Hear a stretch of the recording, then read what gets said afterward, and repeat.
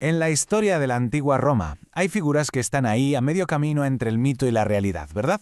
Pues hoy vamos a meternos de lleno en una de esas historias, siguiendo las pistas que nos han dejado para descubrir la verdad sobre un personaje de lo más misterioso, Ancilia. Y todo empieza con una pregunta que parece muy directa. ¿Quién fue realmente la gladiadora Ancilia? Pero ya os adelanto que la respuesta no es tan sencilla. Y aquí viene el primer problema, que además es un problemón. Al buscar a Ancilia en los registros históricos, lo que encontramos es nada. Silencio absoluto. Un velo de misterio que nos obliga a preguntarnos si de verdad llegó a existir. Vale, pues vamos a empezar a investigar. Para entender quién fue, lo primero es analizar el misterio que rodea su propio nombre. Se queda igual donde mires, en los textos de la época, en las piedras grabadas, en los relieves que han sobrevivido. Ancilia simplemente no aparece. Es literalmente como buscar un fantasma en la historia. No hay ni rastro. Entonces, a ver, ¿de dónde sale este nombre? ¿Nos lo hemos inventado? Pues las pistas apuntan a varias cosas. Podría ser una mención en una inscripción muy pequeña que se ha perdido o que interpretamos mal. Ojo, también podría ser una reconstrucción moderna de un nombre en latín. Pero la teoría con más fuerza, la que parece que encaja, es que todo es un simple caso de confusión. Y es justo esa pista, la de la confusión, la que por fin resuelve el enigma. Porque el misterio de Ancilia en realidad nos está señalando a otra persona, una que sí existió y de la que tenemos pruebas. Achilia. Y es que la diferencia es brutal, ¿eh? Por un lado, Ancilia, que es como un fantasma, no hay nada sobre ella, y por otro, Achilia, una gladiadora real, documentada. Vamos, que todo apunta a que, con el paso del tiempo, un pequeño error al leer o transcribir un nombre nos ha tenido buscando a la persona equivocada. Y no es que lo supongamos, es que tenemos la prueba. Y es una pasada. Se trata de un relieve de piedra encontrado en Halicarnaso, una pieza arqueológica increíble, donde está su nombre, Achilia, grabado para siempre al lado del de su oponente, Amazon. Pero ojo, descubrir a Achilia no es el final de la historia, ¡qué va! Es justo el principio, porque su existencia nos abre la puerta a un mundo mucho más grande y alucinante, el de las mujeres gladiadoras, las gladiatrix en la antigua Roma.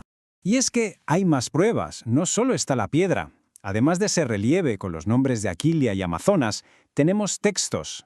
Escritores romanos como Juvenal, que a menudo lo hacían un poco en tono de burla o de crítica, pero hablaban de mujeres combatiendo en la arena. Y esto nos confirma que, aunque no era lo normal, eran un fenómeno totalmente real. Vale, pero ¿cómo era ser una de estas mujeres? ¿Cuál era su realidad más allá del espectáculo de la arena? Vamos a explorarlo. Pues mirad, su situación social era complicadísima. La mayoría no eran heroínas que elegían luchar, no. Eran esclavas, mujeres de las clases más bajas a las que básicamente empujaban a la arena. Legalmente no tenían casi ningún derecho y siempre dependían de un hombre. Y por si fuera poco, el riesgo de morir en cada combate, encima tenían que aguantar el estigma social. Se las vería como algo fuera de lugar, una ofensa a la moral romana.